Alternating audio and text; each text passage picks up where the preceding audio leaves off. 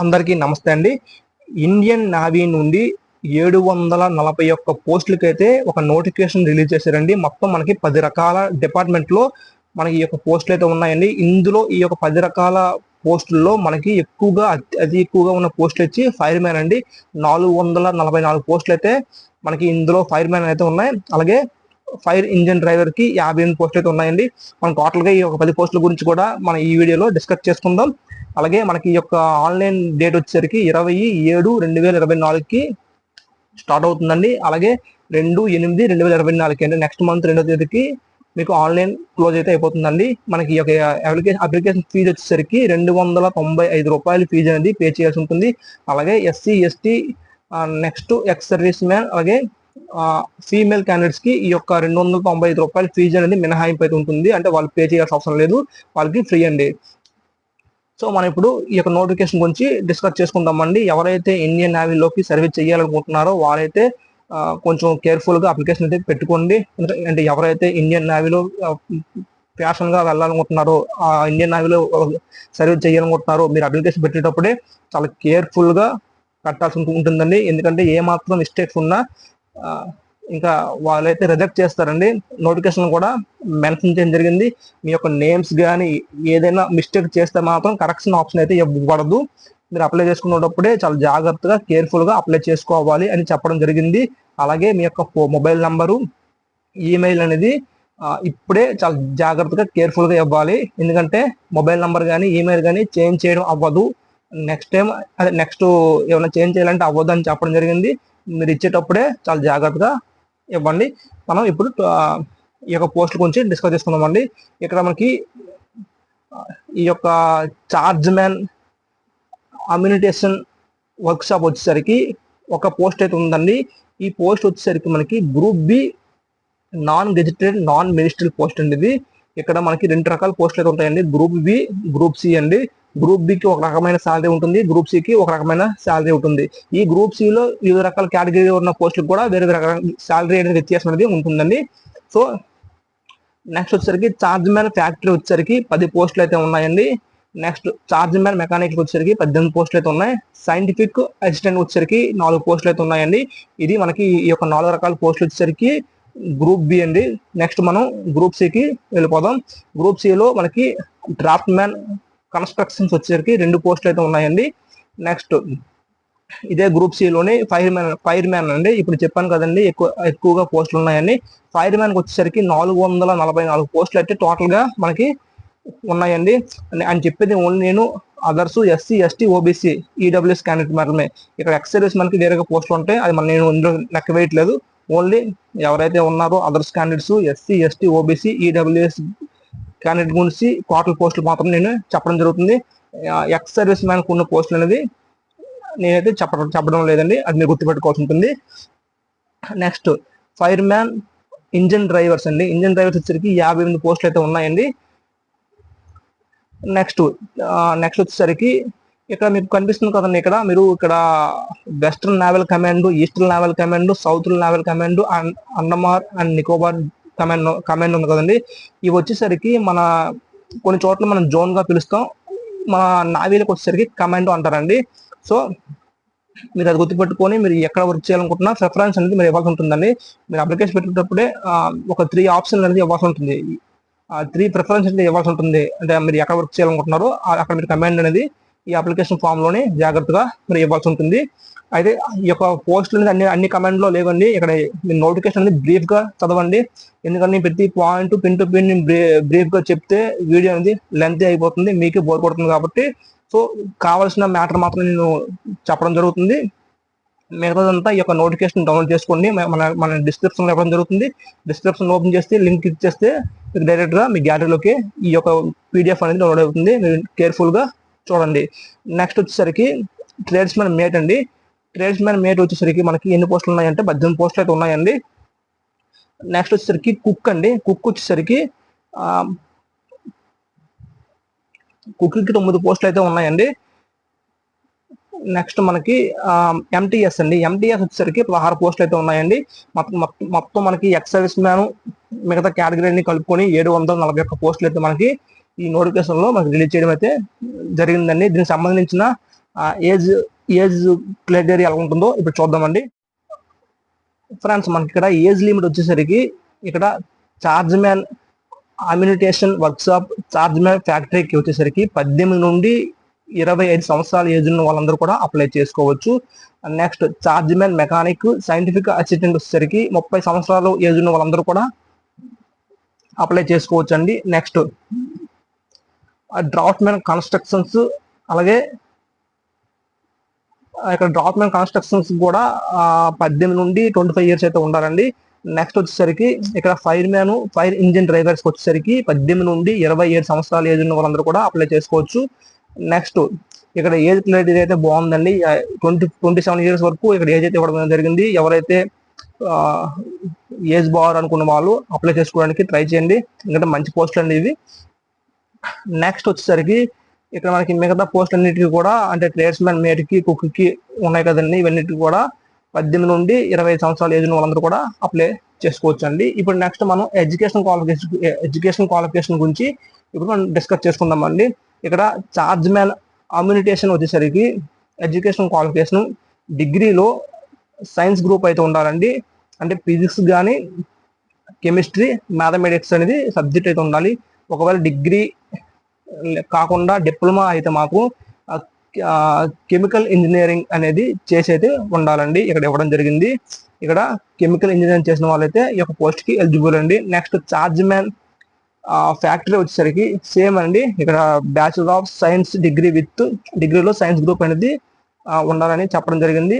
అలాగే మనకి ఇక్కడ డిప్లొమా వచ్చేసరికి డిప్లొమా ఇన్ ఎలక్ట్రానిక్స్, మెకానికల్ అయితే నెక్స్ట్ కంప్యూటర్ ఇంజనీరింగ్ అనేది ఇక్కడ ఎలిజిబుల్ అని ఇవ్వడం జరిగింది. నెక్స్ట్ వచ్చేసరికి చార్జ్ మ్యాన్ మెకానిక్ వచ్చేసరికి డిప్లొమా ఇన్ మెకానికల్ అయితే ఉండాలండి. ఇక్కడ డిగ్రీ అనేది ఇవ్వడం లేదు. ఇక్కడ ఓన్లీ అంటే చార్జ్ మ్యాన్ మెకానిక్ మాత్రం కంపల్సరీగా డిప్లొమాలో మెకానికల్ ఇంజనీరింగ్ చేసి ఉండాలి, లేదా బీటెక్ అయినా నో ప్రాబ్లం అండి. నెక్స్ట్ వచ్చేసరికి సైంటిఫిక్ అసిస్టెంట్ వచ్చేసరికి ఇక్కడ BSc degree in physical or chemistry or electronics subject అయితే ఉండాలండి. ఇక్కడ ఓషనోగ్రఫీలో విత్ 2 years ఎక్స్పీరియన్స్ అయితే ఉండాలని దీనైతే మెన్షన్ చేయడం జరిగింది. సో అందుకోసం మీరు నోటిఫికేషన్ బ్రీఫ్ గా చదివి అప్లై చేసుకోవడానికి ముందుకు వెళ్ళండి. నెక్స్ట్ వచ్చేసరికి డ్రాఫ్ట్ మ్యాన్ వచ్చేసరికి కన్స్ట్రక్షన్ వచ్చేసరికి 10th క్లాస్ తో పాటు 2 years certificate in draft man అంటే ఐటీఐ ఉంటుంది కదండి, సివిల్ సంబంధించిన సబ్జెక్ట్ అండి. ఐటీఐలో సివిల్ కానీ లేదా డిప్లొమా సివిల్ కానీ బీటెక్ సివిల్ అయినా ఎలిజిబుల్ అండి. ఇక్కడ మనకు వొకేషనల్ లో కూడా సివిల్ కోర్స్ ఉంటుంది, అది కూడా ఎలిజిబుల్ అండ్ డ్రాఫ్ట్ మ్యాన్ సంబంధించిన సబ్జెక్ట్ ఇది ఉండాలి. నెక్స్ట్ ఆటో క్యాడ్ అనేది తెలిసి ఉండాలండి. ఇప్పుడు ఫైర్ మ్యాన్ అండి. ఫైర్ మ్యాన్ కి 10th క్లాస్ తో పాటు ఇక్కడ ఇంకోటి ఇవ్వడం జరిగిందండి. ఇక్కడ 10th క్లాస్ తో పాటు యాక్సిలరీ ఫైర్ ఫిట్టింగ్ అని ఈ యొక్క ఫైర్ కి సంబంధించిన కోర్స్ అనేది చేయాల్సి ఉంటుంది అని చెప్పడం జరిగిందండి. మీరు క్లియర్ గా చూడండి. అండ్ 10th క్లాస్ తో పాటు యాక్సిలరీ ఫైర్ ఫిట్టింగ్ అనే సబ్జెక్టు అంటే ఈ ఫైర్ మ్యాన్ సంబంధించిన సబ్జెక్ట్ అనేది స్పెషల్ గా చేసిన వారు ఎలిజిబుల్ అని చెప్పడం జరిగింది. దీనికి ఫిజికల్ టెస్ట్ అయితే మనకి ఉంటుందండి.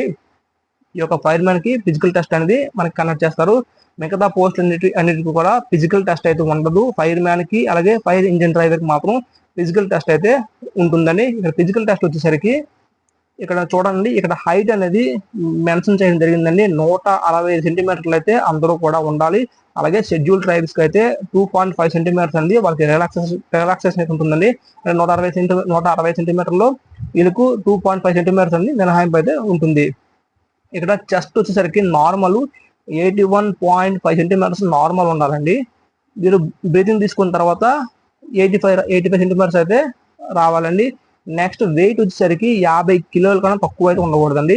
క్లియర్ గా ఇవ్వడం జరిగింది. ఇది ఫిజికల్ స్టాండర్డ్ టెస్ట్ అండి. నెక్స్ట్ వచ్చేసరికి మనకి ఎండ్యూరెన్స్ టెస్ట్ అండి. ఇక్కడ మనం ఒక వెయిట్ అనేది క్యారీ చేయాల్సి ఉంటుందండి. 63.5 kgs అనేది మనం వెయిట్ క్యారీ చేసుకొని 183 మీటర్లు అనేది 96 seconds లో మీరు దాన్ని ఫినిష్ చేయాలండి. నెక్స్ట్ వచ్చేసరికి మీకు ఒక రోప్ ఒక లాంగ్ జంప్ అనేది ఉంటుందండి.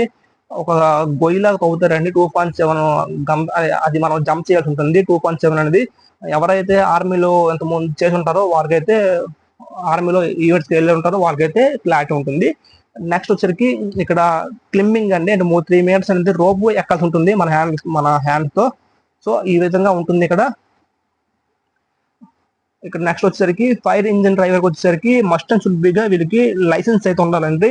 ఇక్కడ హెవీ లైసెన్స్ అయితే కంపల్సరిగా ఉండాలి. ఈ యొక్క నోటిఫికేషన్ ఇప్పుడు రిలీజ్ అయిందని, ఈ రోజు రిలీజ్ అయింది కదా. సో అంటే ఈ టైంకి ఈ మంత్ కల్లా, అంటే మనకి నెక్స్ట్ మంత్ 2వ తేదీ కల్లా మనకి లాస్ట్ డేట్ కదండి, ఈ డేట్ లోగా మనకి ఈ లైసెన్స్ అనేది ఉన్న వాళ్ళు మాత్రమే అప్లై చేసుకోండి. తర్వాత ఎప్పుడో రిక్రూట్మెంట్ అవుతుంది కదా, అప్పుడు తెచ్చుకుంటున్నట్టే మాత్రం వాళ్ళు ఫెయిల్ చేస్తారు. సో ఆగస్టు 2వ తేదీ లోపు మనకి లైసెన్స్ వచ్చేటట్టు వస్తుంది అనుకున్న వాళ్ళు మాత్రమే ఈ యొక్క ఫైర్ మ్యాన్ డ్రైవర్ కి మీరు అప్లై చేసుకోండి. అక్కడ మీకు ఈ ఫైర్ సంబంధించిన డ్రైవింగ్ టెస్ట్ అయితే ఉంటుంది, నార్మల్ టెస్ట్ ఉంటుంది, అది నో ప్రాబ్లం. దీనికి కూడా సేమ్ హైట్ అండి, హైట్ తర్వాత ఫిజికల్ టెస్ట్ కూడా సేమ్ ఉంటుంది. కాకపోతే ఇక్కడ ఈ ఫైర్ మ్యాన్ కి అయితే మనకి ఇక్కడ సో 2 ఒకటేనండి. 2 మనకి ఫైర్ మ్యాన్ కి అలాగే ఇంజిన్ డ్రైవర్ కూడా సేమ్ ఫిజికల్ టెస్ట్ అయితే మనకి ఇక్కడ కండక్ట్ చేయడం జరుగుతుంది. ఇక్కడ 10th క్లాస్ తో పాటు ఇక్కడ ఓన్లీ 10th క్లాస్ మాత్రమే ఇవ్వడం జరిగింది. తర్వాత హెవీ లైసెన్స్ ఉంటే సరిపోతుందని చెప్పడం జరిగింది. ఇక్కడ 165 సెంటీమీటర్స్ అనేది హైట్ అయితే ఉండాలన్నారు. 2.5 సెంటీమీటర్స్ అనేది షెడ్యూల్ ట్రైబ్స్ కి మెయిన్ హైట్ అయితే ఉంటుంది. చెస్ట్ వచ్చేసరికి నార్మల్ 81.5 సెంటీమీటర్స్ అయితే ఉండాలి. బ్రీతింగ్ తీసుకునేసరికి 85 సెంటీమీటర్స్ అయితే ఉండాలని, 50 కిలోల కన్నా తక్కువ ఉండకూడదు. నెక్స్ట్ ఎండ్యూరెన్స్ టెస్ట్ వచ్చేసరికి క్యారింగ్ అంటే ఒక వెయిట్ వచ్చేసరికి 63.5 కిలోగ్రామ్స్ అనేది మీరు వెయిట్ క్యారీ చేయాలి. 183 మీటర్స్ అనేది మీరు 96 సెకండ్స్ లో చేయాలండి. సేమ్ అండి మనకి ఫైర్ మ్యాన్ కి దీనికి ఒకే రకంగా ఉన్నాయి. నెక్స్ట్ వచ్చేసరికి 2.7 మీటర్స్ వచ్చేసరికి అదే మనం లాంగ్ జంప్ చేయాల్సి ఉంటుంది. అలాగే క్లింబింగ్ అదే ఒక రోప్ తో ఎక్కాల్సి ఉంటుంది. 3 మీటర్స్ ఉంటుంది. సో ఇక్కడ మన ఫైర్ మ్యాన్ కి అలాగే ఇంజన్ డ్రైవర్ కి రెండింటికి కూడా ఒకే ఫిజికల్ టెస్ట్ అండి. కాకపోతే ఈ ఇంజన్ డ్రైవర్ కి లైసెన్స్ అనేది కంపల్సరీగా మ్యాండేటరీగా ఉండాలండి. ఫ్రెండ్స్ ఇక్కడ ట్రేడ్స్ మ్యాన్ మేట్కి వచ్చేసరికి 10th క్లాస్ తో పాటు ఐటీఐ అనేది ఇక్కడ ట్రేడ్ ఆ యొక్క ట్రేడ్ సంబంధించిన ఐటీఐ సర్టిఫికేట్ అనేది ఉండాలని మెన్షన్ చేయడం జరిగింది. ఇక్కడ ట్రేడ్స్ వచ్చేసరికి మనకి అప్లికేషన్ డౌన్ లో ఉంటాయండి. ఒకసారి మీరు క్లియర్ గా అక్కడ చాలా రకాల ట్రేడ్స్ అయితే ఉన్నాయి. ఆ యొక్క ట్రేడ్స్ లో మీరు మీకు సంబంధించిన ట్రేడ్ అనేది ఉందా లేదో చూసుకొని ఆ యొక్క ట్రేడ్ సర్టిఫికేట్ పెట్టాల్సి ఉంటుంది. నెక్స్ట్ వచ్చేసరికి పెస్ట్ కంట్రోల్ వర్కర్ వచ్చేసరికి ఇది కూడా సేమ్ అండి. ఇక్కడ మెట్రికులేషన్ తో పాటు ఇక్కడ ఈ పెస్ట్ కంట్రోల్ వచ్చి నాలెడ్జ్ అయితే ఉండాలని చెప్పడం జరిగింది. హిందీ లాంగ్వేజ్ అయితే వచ్చి ఉండాలని ఇక్కడ మెన్షన్ చేయడం జరిగింది. నెక్స్ట్ కుక్ వచ్చేసరికి మెట్రికులేషన్ విత్ 1 ఇయర్ ఎక్స్పీరియన్స్, అంటే 1 ఇయర్ ఎక్స్పీరియన్స్ అయితే ఉండాలి, అంటే సర్టిఫికేట్ అయితే ఉండాలని చెప్పడం జరిగింది కుక్ పోస్ట్ కి. అలాగే ఎంటీఎస్ మల్టీ టాస్కింగ్ స్టాఫ్ వచ్చేసరికి మెట్రికులేషన్ అలాగే దీనికి సంబంధించిన ఈ యొక్క ఎంటీఎస్ సంబంధించిన ఐటీ సర్టిఫికేట్ అయితే ఉండాలండి. ఈ యొక్క ఎంటీఎస్ సంబంధించినవి ఈ డౌన్ లోకి ఉంటే మీకు మీ అప్లికేషన్ డౌన్ చేస్తే కింద అయితే ఉన్నాయి, మీరు క్లియర్ గా చూసుకొని అప్లై చేసుకోండి. సో మీకు బ్రీఫ్ ఇన్ఫర్మేషన్ అనేది మీరు ఇక్కడ ఇవ్వడం జరిగింది. సో మీరైతే క్లియర్ గా చదివి అప్లై చేసుకోండి. మనకి ఏజ్ రిలాక్షన్ కూడా ఉందండి, ఎందుకంటే ఎస్సీ ఎస్టీ వారికి 5 years ఏజ్ రిలాక్షన్ ఉంది. అలాగే ఓబీసీ వారికి 3 years అయితే ఉందండి. సో మనకి ఏజ్ కూడా బాగానే ఉందండి. 25+ ఎస్సీ ఎస్టీ వారికి 5 years, అలాగే ఓబీసీకి 3 years అండి. సో ఎవరికైతే ఇంట్రెస్ట్ క్యాండిడేట్లు ఉన్నారో అప్లై చేసుకోవడానికి ముందుకు వెళ్ళండి. సో ఈ విధంగా మనకి ఉంటుందండి సెలక్షన్ ప్రొసీజర్ వచ్చేసరికి మనకి మొదటగా మనకి ఎగ్జామ్ అనేది కండక్ట్ చేస్తారండి. ఇక్కడ ఎవరైతే అప్లికేషన్ పెట్టుకున్నారో తప్పులు లేకుండా అప్లికేషన్ పెట్టారో వాళ్ళకి స్క్రూటినీ చేసి మీకు అప్లికేషన్ అనేది అడ్మిట్ కార్డ్స్ అయితే ఎగ్జామ్ కి ఇవ్వడం జరుగుతుంది. మనకి టోటల్ గా 100 మార్కులకి అయితే ఉంటుందండి. జనరల్ ఇంటెలిజెన్స్ 25 మార్కులు, జనరల్ అవేర్నెస్ 25 మార్కులు, క్వాంటిటేటివ్ అప్టిట్యూడ్ వచ్చి 25 మార్కులు, ఇంగ్లీష్ లాంగ్వేజ్ వచ్చేసరికి 25 మార్కులు అండి. మొత్తం 90 నిమిషాల్లో మీరు ఎగ్జామ్ అనేది క్లియర్ చేయాల్సి ఉంటుంది. సో ఎగ్జామ్ అనేది ఇది అందరికీ కామన్ అండి. నెక్స్ట్ మనకి ఎగ్జామ్ క్వాలిఫై అయిపోయిన తర్వాత ఎవరికైతే ఫిజికల్ టెస్ట్ ఉందో వారికి ఫిజికల్ టెస్ట్ కండక్ట్ చేయడం జరుగుతుంది. మిగతా వారికి డాక్యుమెంట్ వెరిఫికేషన్ చేసి మీకు మెరిట్ లిస్ట్ రిలీజ్ చేసి మీకు మెడికల్ టెస్ట్ కూడా కండక్ట్ చేయడం అయితే జరుగుతుందండి. సో ఎవరైతే ఇంట్రెస్ట్ క్యాండిడేట్లు ఉన్నారో అప్లై చేసుకోవడానికి ముందుకు వెళ్ళండి. ఈ యొక్క అప్లికేషన్ అనేది ఈ యొక్క నోటిఫికేషన్ అనేది మీరు క్లియర్ గా ఫుల్ పేజ్డ్ గా చదివిన తర్వాతే అప్లై చేసుకోండి. దీనికి సంబంధించిన నోటిఫికేషన్ అనేది డిస్క్రిప్షన్ లో ఇవ్వడం జరుగుతుంది, మీరు డౌన్లోడ్ చేసుకొని పూర్తిగా అర్థం చేసుకున్న తర్వాత అప్లై చేసుకోండి. Thank you friends, have a nice day.